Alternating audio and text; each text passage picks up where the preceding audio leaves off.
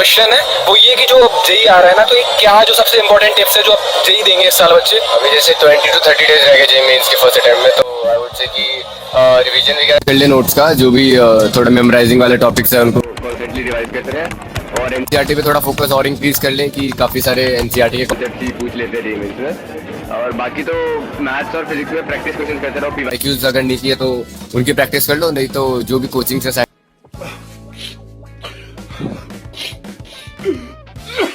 अरे तुम इतना परेशान क्यों हो रहे हो? पूरी ऑर्गेनिक केमिस्ट्री 11th की जीओसी से लेकर 12th के अमीन्स तक सारे चैप्टर्स के important notes, formulas, important reactions, वो सारी मैकेनिज्म जो मीन्स में आ सकती हैं। और हाँ, एनसीईआरटी की एक एक इम्पॉर्टेंट लाइन नोट्स में है। तो देखो, इस वीडियो को देखने से पहले भले ही तुम्हें ऑर्गेनिक केमिस्ट्री से कितना भी डर लगता हो, बट आई प्रॉमिस यू कि इस वीडियो के एंड तक तुम्हारी ऑर्गेनिक केमिस्ट्री सबसे स्ट्रॉन्ग पॉइंट होने वाली है। तुम एक बार इमेजिन करके देखो कि आज जब तुम्हें पूरी ऑर्गेनिक केमिस्ट्री नहीं आती, तुमने पूरी ओसी छोड़ रखी है, 22 दिन बाद तुम्हारा मेंस है, और अभी तुम कम से कम 30-40 घंटे के वन शॉट्स की प्लेलिस्ट देखोगे।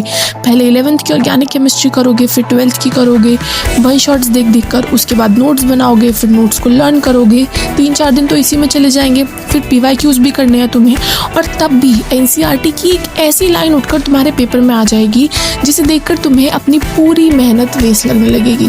और ऐसे में मैं अगर कोई आकर तुम्हें एक पीडीएफ दे, बहुत लंबी पीडीएफ नहीं, बस कुछ 20-25 पेजों की पीडीएफ, और कहे कि तेरी पूरी ऑर्गेनिक केमिस्ट्री 11th की, 12th की, कंबाइंड ऑर्गेनिक केमिस्ट्री, हर ऑर्गेनिक केमिस्ट्री का हर एक क्वेश्चन इस पीडीएफ के अंदर है, इस पीडीएफ के बाहर से कुछ नहीं आएगा, ना कोई नेम रिएक्शन, ना कोई मैकेनिज्म, ना कोई एनसीईआरटी की लाइन, तो क्या तुम इस पीडीएफ को लेने से मना कर दोगे? देखो, अगर कोई ऐसी मैजिक पीडीएफ मुझे मेरे एग्जाम से 20 दिन पहले देता तो मैं तो पैसे देकर भी ले लेती, लेकिन तुम्हें पैसे नहीं देने हैं। बस इस वीडियो को एंड तक देखना है, चैनल को सब्सक्राइब करना है, और इसी वीडियो को अपने 3 बेस्ट फ्रेंड्स के साथ शेयर करना है, because I don't like get keeping.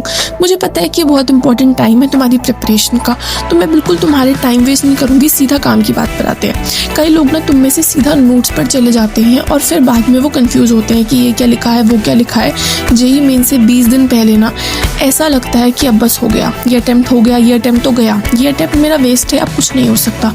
Toppers के इंटरव्यू सुन लिए तो वो कहते हैं कि रिविजन करो, मॉक टेस्ट दो, लेकिन अगर तुम्हारा सिलेबस कंप्लीट ही नहीं है तो तुम क्या करो ये तुम्हें कोई नहीं बताता। तो देखो, good girls don't get keep. इस टाइम पर अगर मैं तुम्हारी जगह होती तो मैं ऑर्गेनिक केमिस्ट्री को कभी मिस नहीं करती, लेकिन गलती तुम्हारी नहीं है। ओसी है ही इतना डिफिकल्ट कि सबको कभी ना कभी इससे डर लगता है, लेकिन organic chemistry is a very very beautiful subject. ये आज मैं कह रही हूँ जब मेरा जेई का अटेम्प्ट निकल चुका है, बाय द वे। लेकिन but let me tell you one thing, देखो, ऑर्गेनिक केमिस्ट्री की जब भी हम बात करते हैं ना, तो ऑर्गेनिक केमिस्ट्री में सबसे इंपॉर्टेंट होता है एक्सपीरियंस। ऑर्गेनिक केमिस्ट्री के जितने क्वेश्चंस हम प्रैक्टिस करते हैं, हमें हर क्वेश्चन में कुछ नया सीखने को मिलता है।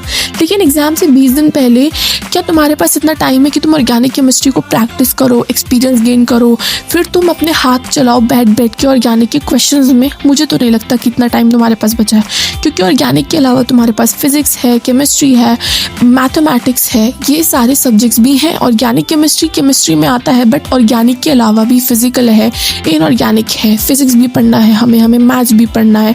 और ऐसा तो नहीं है कि उनमें भी तुम्हारे बैकलॉग्स नहीं है। हर सब्जेक्ट को इम्पॉर्टेंट टाइम देना ज़रूरी है, लेकिन ऑर्गेनिक को छोड़ना नहीं है हमें।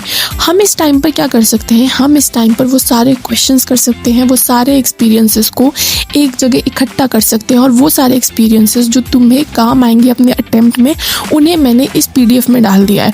तो मेक श्योर तुम पीडीएफ को एंड तक देखो। अब बता देती हूँ मैं इस पीडीएफ में क्या क्या है, तो इस पार्ट को बिल्कुल भी स्किप मत करना, क्योंकि तुम्हें यहीं पे पता चलेगा मैंने कैसे अपने नोट्स को ऑर्गेनाइज किया है। ठीक है, now coming to the notes.